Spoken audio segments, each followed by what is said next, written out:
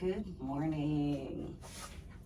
This is your host, Kathy from Get Chatty with Kathy, and I am just so happy that I have the opportunity to sit down with some fabulous gentlemen from Regina. I have today Warren Berry and Gord Moker, who, in my opinion, have an excellent lens on the small business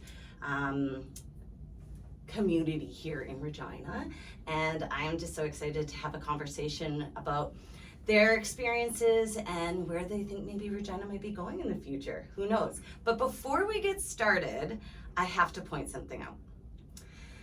This morning, when I was getting ready for today's show, I was like, I knew these two. I've met these guys before. Gord and Warren, they have this vibe about them that has this energy, this if you're looking at their shirts right now, one of them has, I feel like the 80s / 90s kind of collage on a shirt. Is that fair, Warren? That's fair. Fair? Fair. It's bright colors. We got some pinks, some turquoises, some reds, some blacks. It's flashy. I like it. But no neon. No neon, just on the verge of neon. Right. Flashy. Almost. But look at the shoelaces. Oh my goodness, do they match? Hot pink and socks. Jesus, I did not go that deep. I tried.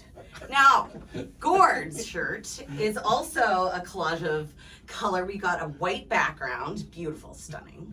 We got some blues, some hints of pops of color here and there in a polka dot pattern. That is tiny polka dots though, so I feel like there's maybe at least how many polka dots would you say on that shirt? Oh, there has got to be, I think upwards, it's got to be about 877.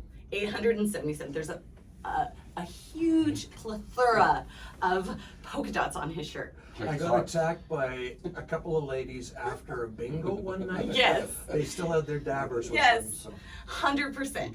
And then, so I knew that you guys were going to bring to the stage some quality shirts. So I said to my husband, Gus, this morning, I said, Gus, what do you got in your closet for bright, exciting shirts? So how did I do? You did very well. What do you I think. But do you think I'm modeling it? You know? Yes. I feel like the 70s are here a little. It's the I very thought- 70s. I thought you would blazer it though. I have to say, you usually, I've seen 3-piece suits on you guys. Oh. It's a little warm today though. It's going up to 28. Yeah. Yeah, it's a little warm for that. I particularly like the green, the Saskatchewan, Thank you. Regina green. Yes. Always And Saskatchewan. energy and growth. But it also has this experienced Regina feel to it. It does a little actually. It does. And I do love Regina in a good way, like a Yes. positive, beautiful. Absolutely. It's stunning, right? Yes. It's a wonderful your- place to live, work, and play. Yes, you should definitely check out QC Gifts if you want to find some wonderful tourist items. There's some there. I've heard that QC Gifts is the top gift shop in, well, no, I would say all of the land, but definitely Regina. Yes. Definitely, and actually Gord was lovely enough to have his quartet sing the Jingle. for me. Yes, Yes. that was fun. Well, the unique thing about QC Gifts is that those gift boxes are packed with merchandise and art from local artists and artisans. And you know what? That's the thing. It's so important that we support our local community, including, and in particular, I think, small businesses, because every small business in Saskatchewan, and there are thousands of them, 90%, 95% of businesses in Saskatchewan are small businesses, and most of those have opportunities to grow. 100%. I agree. One of the things that I find as a small business owner though is we're faced with choices that sometimes you have to think of the value in a different way. Can we do a case study today? I have an idea. Yeah, really? That'd be great. I'm shocked. Oh geez. Yeah. So I'm nervous. don't let me forget, you have to, before we finish today, we've only got 27.5 minutes. I need you to tell everybody, let's do yours first. I'm gonna write mine down so I don't forget. I sat in a tech meeting the other day and you were a host at it. I don't know if you remember me. I was the cheerful one in the front row making you guys do videos because I thought pictures were boring. The flock, I feel like your flock is bright and mighty, and I'm very, very much a fan of the way that you talk and you present your business, with people like me who need advice that don't have a group to necessarily talk to all the time. So any case, I want you to tell me the story behind your philosophy of putting junk on the table and figuring out who's gonna do what in the room. Because I honestly was so captivated that I walked away that night and I told multiple people about how there was this guy that made me think about hiring people completely different. Well, and all based on a pile of junk. Isn't that fabulous? It is. So and would you agree? Oh, yeah, you'll never forget that. Never. So can you just tell that story? Because I've had it in my head. I said, we have to have this story. And then I can check it off my box and I'll feel good about it. So you don't want to talk to me about the flock and the flying bee. You want me to talk about the stuff. Is that The correct? junk. The junk. You could get into the V and the flock after. Okay. Okay. Well, the junk. So here's the thing, and the exercise. I mean, we don't want to give away the secret sauce here, but the exercise is basically having a pile of junk. So here's the thing. Go into your junk drawer right now, all the listeners. Empty it into a bag. There you go. There's your junk. And the story behind it is that when we start to know the instinctive talents of people, how they problem solve, how they take action, why do they do what they do? Is what we do is we can predict what people will do before they do it. So just as an example of some of that, I have certain items in there that I know that somebody like Gord or yourself would actually naturally draw to. Here's this weird, obscure thing. What the heck is it? What do I do with this thing? And when somebody would actually attract to that, the next person would be like, I didn't even see it. The next person would be like, oh, the slinky. Why? Because the slinky's been done before. And that's their way of problem solving. That's their thought process. So when we can predict how people will do things before they do it, then we know how to set people up in organizations and in companies. So let me give you the example of, we have, someone who is the bean counter, right, who loves numbers, and they have this secret love affair, this sexy affection and drive towards this wonderful mistress named Excel. Pivot tables, dun. Spreadsheets. But they love that. That drives, because why? Because they love things in boxes, and they love the details and the little specifics, and that's their thing. The last thing you want to do is put them into outside sales, right? Massive setup for failure. Definitely. Right? The person who's on the outside sales, right, who's the talker, like a person like yourself, who's what the experienced Regina shirt on, who's loud and obnoxious and fun and right, and they love the thrill of the hunt, the chase, right? Well, don't put them in a cubicle in order to do spreadsheets or to basically do process. Yeah. Right? Not a process person. Not a process person. Now, you can have people who are very intelligent. You can have people who got lots of experience. You can have them, they're nice. And I always tell people, and any business owner, and this is sort of a piece of advice to any business owner listening, is don't hire only smart, nice people. Definitely. It's not enough. You have to understand what they do. So that's why I say, go back to the junk. When we can predict what people will do with the junk, we know what people will do in their roles and in their jobs. And I can tell you that when you have a person who's not performing in an organization where you're struggling, you don't understand, I hate to break it to you, but you're the problem. You're not managing it right. You set them up for failure, Yeah, you and need then to direct that complaining. better. Right. So so set people up for success. Don't just put them into a job. Smart, nice people is not only enough. It was pivotal though when you were predicting what these people would grab, because you could understand what type of person was in the room. Not that, and the cool thing was we had done a test before, and so we kind of had our charts of what type of person we would think, the way we would think. So we did have some indicators for you, and you nailed it. And I just left there that was you were telling fortunes. It was crazy. It was good. I really took away a lot from that.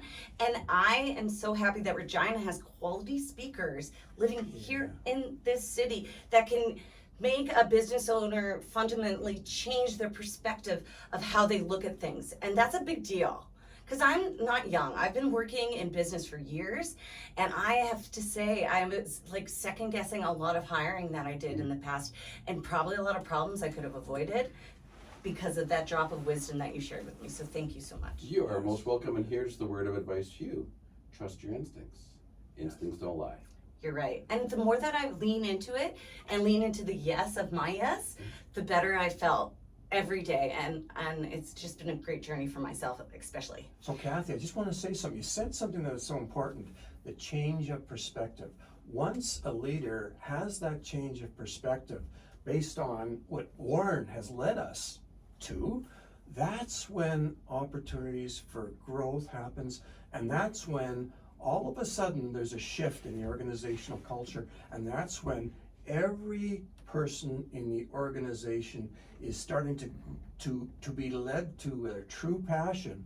And at the end of the day, it leads to happiness, it leads to organization working as a team, and at the end of the day, it leads to profitability and increases in profitability. At the end of that day, it leads to the opportunities to hire more people, to provide support for more families in the organization, and at the end of the day, spark the Regina economy, because there's so much potential here. In my career, I traveled from one end of the earth literally to the other, visiting so many, India, China, Nigeria, Vietnam. Like, I've been everywhere. And when I look at what we have here, I feel like we won the lottery. Like, this city is like a gold mine of opportunity. And if you are a big fish in a small pond, anything can happen, and I am going to make it happen for myself, and I'm excited every step of the day now. Whereas you looked at me 5 years ago and I was probably a little bit grouchy, and I was not loving my life at all because I wasn't doing what brought me fulfillment, and I find that's key. So my case study, though, I have a thought. Okay. It's kind of obvious, but I just want to pose this out there because I don't know how many people are really doing it. I started my business a year and a half ago, and I didn't really know what was going to be my key products or anything like that. But I stumbled upon one, and you'll think it's funny, but it's tea towels. Tea towels people love. They're easy to pack. You can put Saskatchewan on it, and it's one of the best tourist items you could think of. And I brought that to the exhibition, and I had bought 200 that I pressed. I was like, there's no way I'm gonna sell these tea towels. These tea towels. Oh my God, what have I done? I've invested, like, for me, I didn't have a ton of money. I wasn't working except here at QC Gifts. So anyways, in the week I sold 200 of them because I believed in them. I thought they were beautiful. People could tell I was passionate about it, and I sold them. So here's the thing.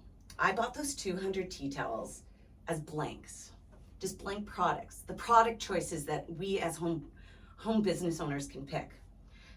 I think that we should try and buy as many local products as we can. So when I was talking with Whisk, I'm meeting with them once a month because I do believe that they're in tapped with what's going on with entrepreneurs here. So That's Women Entrepreneurs of Saskatchewan? that's right. Yes. So I meet with Amanda, who's fantastic, and I was telling her about, I'm really disappointed. I feel like a fraud.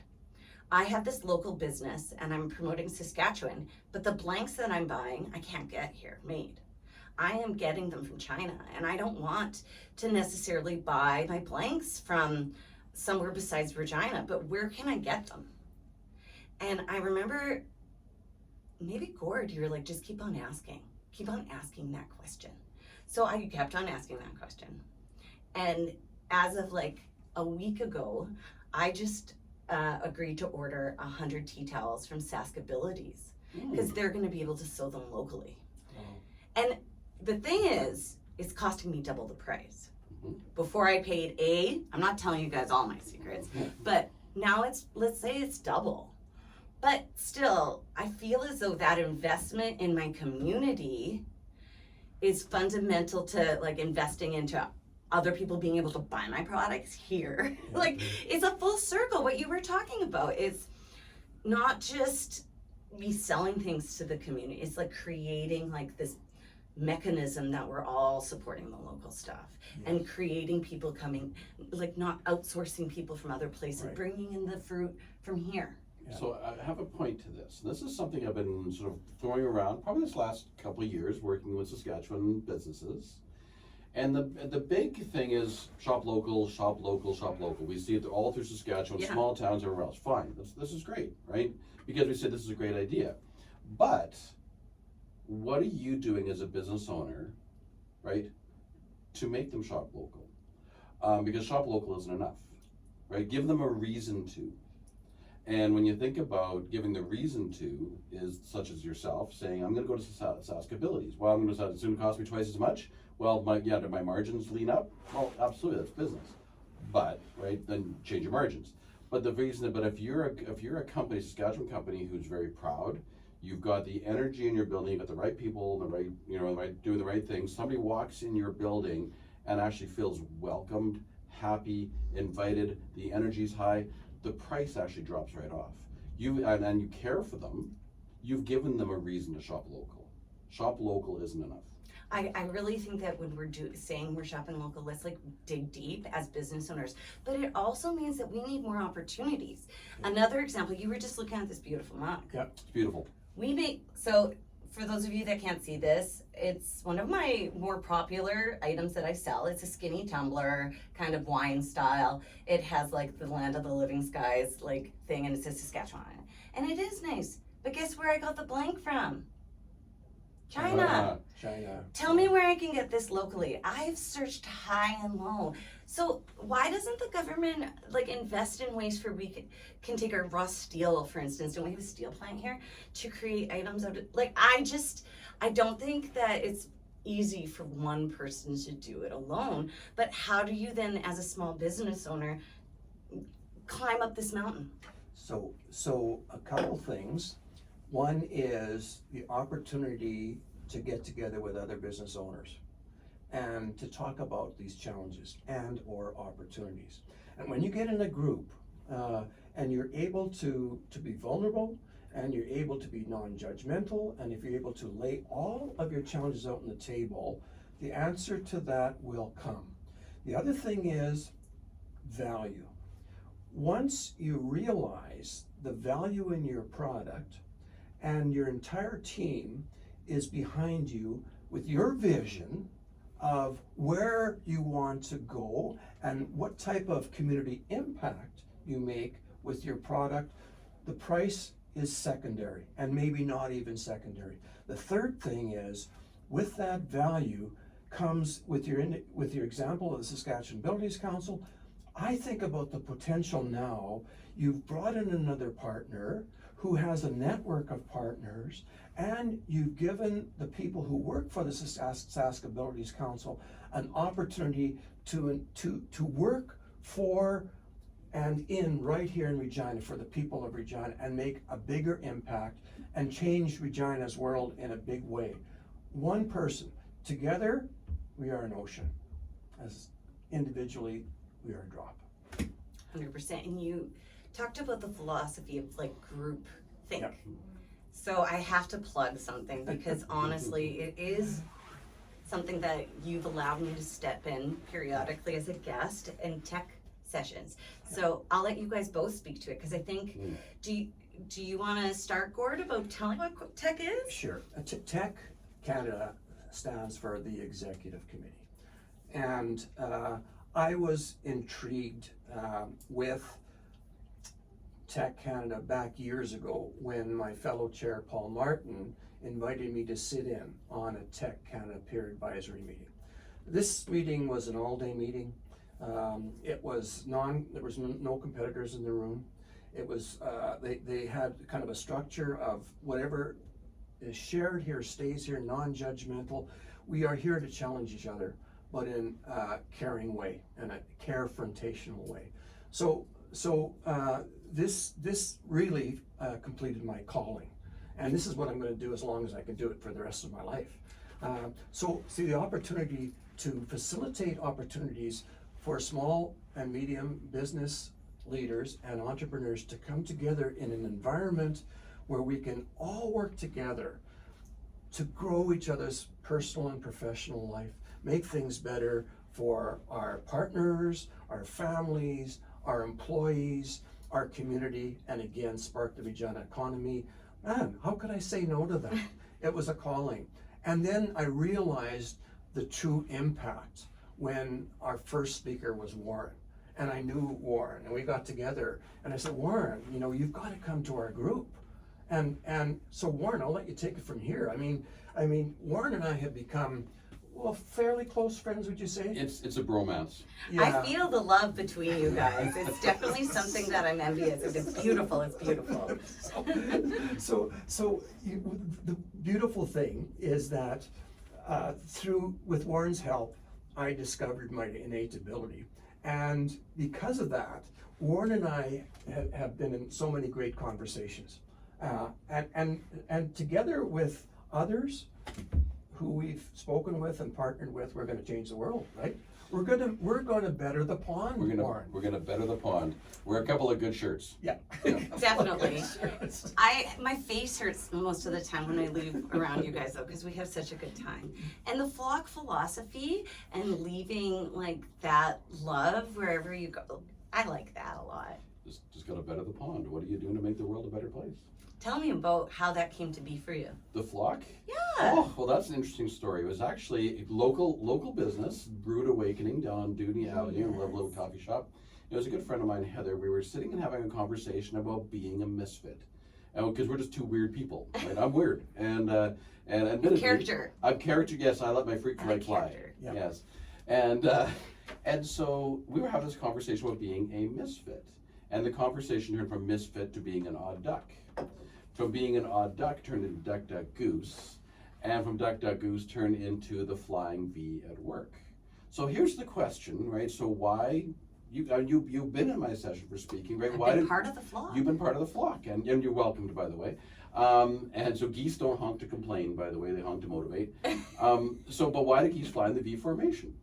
Tell us why. Well, it's all about efficiency. It's all about drafting. So geese fly 71% more efficiently and effectively flying in the V formation than when flying alone. And so I like to say, well, why can't it be the same for your business? And so because each goose is helping the one, and the one in front is helping the one behind it. Now the lead goose never stays the lead goose. And here's the lesson to business owners: is that the CEO of the company can't be everything to everybody all the time. So they have to be able to swap, otherwise it's called burnout. So each goose has to basically take a different role as we go, which means that every person in the organization is a leader. And when you're flying in the V formation, is every goose can see where you're going. And north is not enough. It's, I'm gonna head north and go to where. So as a leader, you need to have that vision, but you have to be very specific of where are we going, and then each goose can actually see where we're going, and that's why they don't get lost. Pivotal. Exactly. And when one goose goes down, two more will always go down with it until it gets back to health and actually joins their flock. So just like as in people, we need to take care of each other. And that is the flying V at work. Now, here's the last question is, right, when we see geese flying together, you'll see one side is longer than the other. Why is that? One side's easier to fly than the other? No, there's more geese on that side. I walked right into that. You're done. Jeepers. But it's a really powerful metaphor to understand when you really think about it. Is what I always say: watch nature. Watch what nature does, and you can really learn a lot from it. And I think if you empower your people, just like Gord, right? Gord is the lead goose for his Tech Canada. I'm a speaker for Tech Canada and speak all across Canada and the U.S. But it's been really fabulous to see somebody like Gord running his tech group as the lead goose. But in that session, he's not always the leader, right? Everyone's always changing out because each person has something to add to the entire flock. And everybody's got their own perspective, everybody's got their own instincts, everybody's got their own experiences, everybody's got their own knowledge. But if you want to go fast, go alone. If you want to go far, go together. So practical application. So hiring, and that's something that is very difficult for many small business leaders right now. Well, everybody, but Finding particularly people. yes, Keeping people. Huge impact. So say if you had a magic wand and could hire and retain people who you could fashion their passion after, their innate ability in the workplace, wouldn't that pay dividends? So think about this. This is the business case. So you hire somebody, and say you pay that somebody $50,000 a year. I don't know high or low. I'd say $50,000 a year. Mm-hmm.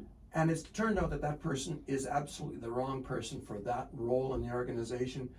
Say that person leaves, you've invested $50,000, and that's only the direct costs.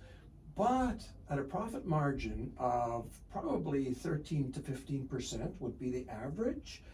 It would take an additional close to 400,000 in sales to recover 50,000 in lost costs. Jeez. That's how important this is. Yeah. And that's how small businesses, and every business, but particularly small businesses, need to look at the profitability and how they can increase that. And this has got so much potential.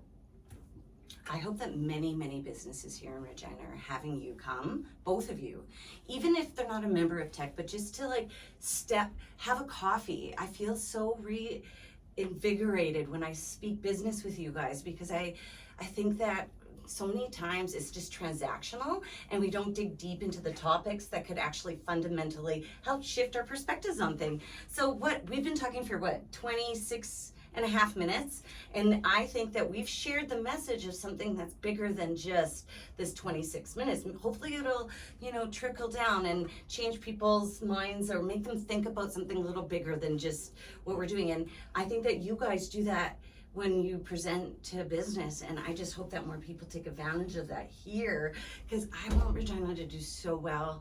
Yeah. I want my kids to never feel like they have to move to a bigger city and get crazy mortgages and have to get burnout and work 2 jobs. I want Regina to kick butt, because we're doing it for them now, and you guys are spreading that message every day in those meetings, and small business people want to listen. We want to hear this. Everybody that I tell my stories to, they're like, this stuff's so cool that you're talking about. So I really hope that more people join this movement that we got to make here in Regina. And it came from rebellion. I remember talking to Mark, and he said, let's just say it and it's going to make it happen. Regina is awesome. Let's champion it. We don't need necessarily experience Regina to just make it wonderful, even though the experience of Regina is wonderful. Yes. Hands down. Yeah. It's totally different than so many places in this world, and it's like untouched beauty. Oh, and the sense of community. Yeah. That is you can get yourself available. into. Yes. You can actually get involved. Yeah, absolutely you can. And we're all in a role of service leadership. Mm-hmm. Right? Everyone's a leader. Everyone has the opportunity to be the lead goose. Yes. Yeah, you just got to grab what you're passionate about and do it really good. Exactly. And I'm going back to my point though, Kathy, to saying about, like you're obviously very passionate. You almost dropped an F-bomb there. I saw that actually coming out of your mouth. And, I didn't do it. But though. She didn't do it. It was so fun to watch. I love that word. It is a good word. It adds a lot of character. It's like, the word, like what the flock. Yes, right? I can do that now. Flock. You can do that now. but here's and I really mean this, all right? And I would say about, we're talking about the whole shop local is give them a reason to let's give people a reason to come to Regina. Let's give people a reason to shop local. Let's people give a reason to come here, and then celebrate that, right? So always celebrate the win. I agree. Absolutely. And let's end on that note today. And I just want to thank you all for joining us today. And I look forward to hearing your flock stories when you guys meet with Gord and Warren. Take care out there.